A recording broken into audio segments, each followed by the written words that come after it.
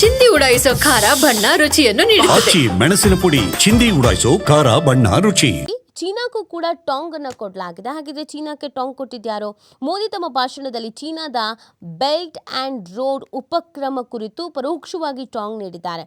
ಇನ್ನೊಂದು ದೇಶದ ಸಾರ್ವಭೌಮತ್ವದ ಮುಖಾಂತರ ಹಾದು ಹೋಗುವ ಯಾವುದೇ ಸಂಪರ್ಕವು ನಂಬಿಕೆ ಮತ್ತು ಅರ್ಥ ಎರಡನ್ನೂ ಕಳೆದುಕೊಳ್ಳುತ್ತದೆ ಅಂತ ಹೇಳಿದ್ರು. ಪಾಕ್ ಆಕ್ರಮಿತ ಕಾಶ್ಮೀರದ ಮೂಲಕ ಹಾದು ಹೋಗುವ ಚೀನಾ BRI ಯೋಜನೆಯನ್ನ ಭಾರತ ಮೊದಲಿನಿಂದಲೂ ವಿರೋಧಿಸುತ್ತಲೇ ಬಂದಿದೆ. ಈ ಹಿನ್ನೆಲೆಯಲ್ಲಿ ಭಾರತ ಈ ಟೀಕೆ ತೀವ್ರ ಮಹತ್ವವನ್ನು ಕೂಡ ಪಡ್ಕೊಳ್ತಾ ಇದೆ. ಸಾಕಷ್ಟು ರೀತಿಯಾದಂಥ ಬೆಳವಣಿಗೆ ಈ ಮುಖಾಂತರವಾಗಿ ಆಗಿದೆ. ಇದು ಸುಮಾರು 50 ನಿಮಿಷಗಳ ಕಾಲ ಸೀಕ್ರೆಟ್ ಕಾರ್ ಟೂರ್ ಬೇರೆ ಆಗಿದೆ. ಆ ಕಾರ್ ಟೂರಲ್ಲಿ ಏನೇನು ಮಾತಾಡಿದ್ದಾರೆ ಅನ್ನೋದು ಕೂಡ ಪ್ರಶ್ನೆ ಇದೆ. ಇನ್ನು ಉಕ್ರೇನ್ ಯುದ್ಧ ಸ್ಥಗಿತಕ್ಕೆ ಪುಟಿನ್ಗೆ ಮೋದಿ ಮನವಿ ಮಾಡ್ಕೊಂಡಿದ್ದಾರೆ ಅಂತ ಹೇಳಲಾಗ್ತಾ ಇದೆ.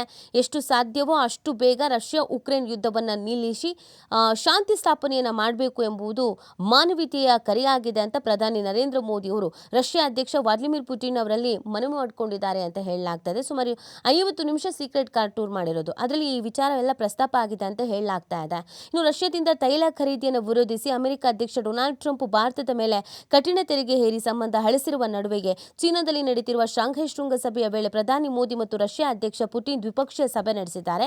ಈ ವೇಳೆ ಇಬ್ಬರು ಉಕ್ರೇನ್ ಹಾಗೂ ರಷ್ಯಾದ ಜೊತೆಗಿನ ಯುದ್ಧವನ್ನು ಶೀಘ್ರದಲ್ಲಿ ಮುಕ್ತಾಯ ಮಾಡಬೇಕು ಅಂತ ಆಗ್ರಹಿಸಿದ್ದಾರೆ ಅಂತ ಹೇಳಲಾಗ್ತಾ ಇದೆ. ಉಕ್ರೇನ್ನಲ್ಲಿ ಶಾಂತಿ ಸ್ಥಾಪಿಸೋಕೆ ಕೈಗೊಂಡ ಎಲ್ಲ ಪ್ರಯತ್ನಗಳನ್ನು ನಾವು ಸ್ವಾಗತಿಸ್ತೇವೆ. ಆದಷ್ಟು ಬೇಗ ಸಂಘರ್ಷ ಅಂತ್ಯಗೊಳಿಸಿ ಉಕ್ರೇನ್ನಲ್ಲಿ ಶಾಂತಿ ಸ್ಥಾಪಿಸುವುದು ಮಾನವೀಯತೆ ಕರೆಯಾಗಿದೆ ಅಂತ ಕೂಡ ಅಭಿಪ್ರಾಯವನ್ನು ವ್ಯಕ್ತಪಡಿಸಿದ್ದಾರೆ. ಭಾರತಕ್ಕೆ ಬರುವುದಕ್ಕೆ ಪುಟಿನ್ಗೆ ಆಹ್ವಾನವನ್ನು ಕೂಡ ಇದೇ ಸಂದರ್ಭದಲ್ಲಿ ನೀಡಲಾಗಿದೆ. ಇದೇ ವೇಳೆ ಭಾರತಕ್ಕೆ ಬರುವಂತೆ ಪುಟಿನ್ ಅವರಿಗೆ ಆಹ್ವಾನಿಸಿರುವಂತಹ ಮೋದಿ ಭಾರತ ರಷ್ಯಾ ಕಷ್ಟಕರ ಸಂದರ್ಭಗಳಲ್ಲೂ ಹೆಗಲಿಗೆ ಹೆಗಲು ಕೊಟ್ಟು ಮುಂದೆ ಹೆಜ್ಜೆ ಹಾಕಿದೆ. ಜಾಗತಿಕ ಶಾಂತಿಗಾಗಿ ನಮ್ಮ ಆಪ್ತ ಸಂಬಂಧ ಅತ್ಯಗತ್ಯ. ಭಾರತ ಪುಟಿನ್ರನ್ನ ಬರಮಾಡಿಕೊಳ್ಳೋದಕ್ಕೆ ಕಾಯ್ತಾ ಇದೆ ಅಂತ ಆಹ್ವಾನವನ್ನು ಕೂಡ ಕೊಟ್ಟು ಬಂದಿದ್ದಾರೆ. ಸೊ ಪುಟಿನ್ ಅವರು ಬರ್ತಾರಾ? ಯಾವಾಗ ಬರ್ತಾರೆ? ಯಾವ ಸಂದರ್ಭದಲ್ಲಿ ಆಹ್ವಾನ ಮಾಡಲಾಗಿದೆ ಅನ್ನೋದು ಕೂಡ ಪ್ರಶ್ನೆ ಇದೆ. ಇನ್ನು 10 ನಿಮಿಷ ಕಾದು ಕಾರಲ್ಲಿ ಮೋದಿಯನ್ನು ಕರೆದುಕೊಂಡು ಹೋಗಿರುವಂಥದ್ದು, ಆ ಫೋಟೋಸ್ಗಳು ಆ ವಿಡಿಯೋಸ್ಗಳು ಸಾಮಾಜಿಕ ಜಾಲತಾಣದಲ್ಲಿ ಭಾರಿ ವೈರಲ್ ಆಗಿರೋದು. ಈ ಸಂದರ್ಭದಲ್ಲೂ ಕೂಡ ಸೀಕ್ರೆಟ್ ಆಗಿ ಮಾತನಾಡಿದ್ದಾರೆ ಅಂತ ಹೇಳಲಾಗ್ತಾ ಇದೆ. 45 ನಿಮಿಷ ದೂರದ ಸ್ಥಳಕ್ಕೆ ಪ್ರಯಾಣವನ್ನು ಬೆಳೆಸಿದ್ದಾರೆ. ಈ ವೇಳೆ ಇಬ್ಬರ ನಡುವೆ ನಡೆದ ಮಾತುಕತೆಯ ವಿವರಗಳು ಬಹಿರಂಗ ಆಗಿಲ್ಲ, ಯಾಕಂದರೆ ಇದು ಸೀಕ್ರೆಟ್ ಮಾತುಕತೆ. ಬಟ್ ಅಮೆರಿಕದ ತೆರಿಗೆ ಯುದ್ಧ, ರಷ್ಯಾ ತೈಲ ಖರೀದಿ ಮಾಡಿದ್ದಕ್ಕೆ ಅಮೆರಿಕದ ಆಕ್ರೋಶ, ಅಮೆರಿಕವನ್ನು ಜಂಟಿಯಾಗಿ ಮಣಿಸುವ ಕುರಿತು ಆಪ್ತವಾಗಿ ಸಮಾಲೋಚನೆಯನ್ನು ನಡೆಸಿರಬಹುದು ಅನ್ನೋದನ್ನು ಕೂಡ ಹೇಳಲಾಗ್ತಾ ಇದೆ. ಕಾರ್ನೊಳಗೆ ಮೋದಿ ಮತ್ತು ಪುಟಿನ್ ಒಟ್ಟಾಗಿ ಸಂಚರಿಸಿದ ಫೋಟೋ ಜಾಗತಿಕ ಮಟ್ಟದಲ್ಲಿ ವೈರಲ್ ಆಗಿದ್ದು, ಇದು ಟ್ರಂಪ್ಗೆ ನೇರ ಸಂದೇಶ ರವಾನಿಸುವ ಯತ್ನ ಅಂತ ಅಮೆರಿಕದ ಮಾಧ್ಯಮಗಳೇ ಇಲ್ಲಿ ಕಟುವಾಗಿ ಟೀಕಿಸಿರುವಂಥದ್ದು. ಟ್ರಂಪ್ ಅವರ ನಡೆ ಮತ್ತು ನುಡಿ ಇದೆಯಲ್ಲ, ಇದು ಸಾಕಷ್ಟು ರೀತಿಯಾದಂಥ ಚರ್ಚೆಗೆ ಕಾರಣವಾಗಿದೆ.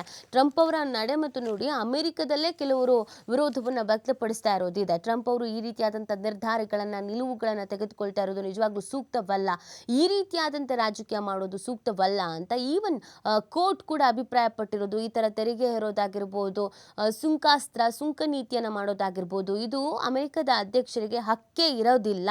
ಅದೇನಿದ್ರು ಸಂಸತ್ತಿನಲ್ಲಿ ಸದನದಲ್ಲಿ ಚರ್ಚೆ ಆಗಬೇಕು, ಕೂತು ಮಾತಾಡಿ ನಿರ್ಧಾರವನ್ನು ತೆಗೆದುಕೊಳ್ಬೇಕು ಅಂತ ಕೋರ್ಟ್ ಅಭಿಪ್ರಾಯವನ್ನು ಪಟ್ಟಿದೆ. ಸೊ ಹಾಗಾಗಿ ಟ್ರಂಪ್ಗೆ ದೇಶದ ಒಳಗೂ ಕೂಡ ಮುಜುಗರ ಆಗಿರೋದು. ಟ್ರಂಪ್ ಅವರ ನಿರ್ಧಾರ ನಿಲುವನ್ನು ಸ್ವಾಗತಿಸ್ತಾ ಇರೋದು.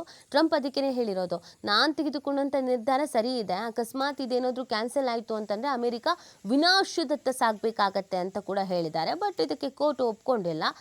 ಹಾಗಾಗಿ ಅಲ್ಲಿನ ಬೆಳವಣಿಗೆ ಆಂತರಿಕವಾಗಿ ಏನಾಗತ್ತೆ ಅನ್ನೋದು ಕೂಡ ಪ್ರಶ್ನೆ ಇದೆ. ಜೊತೆಗೆ ಜಾಗತಿಕವಾಗಿ ಈ ಮೂರೂ ನಾಯಕರು ಒಗ್ಗಟ್ಟಾಗಿರೋದು, ಮಾತುಕತೆಯನ್ನು ನಡೆಸಿರೋದು, ಇದು ಕೂಡ ಅಮೆರಿಕಕ್ಕೆ ತೀವ್ರ ರೀತಿಯಾದಂಥ ಎಫೆಕ್ಟ್ ಆಗಬಹುದಾದ ಸಾಧ್ಯತೆಗಳು ಇದೆ.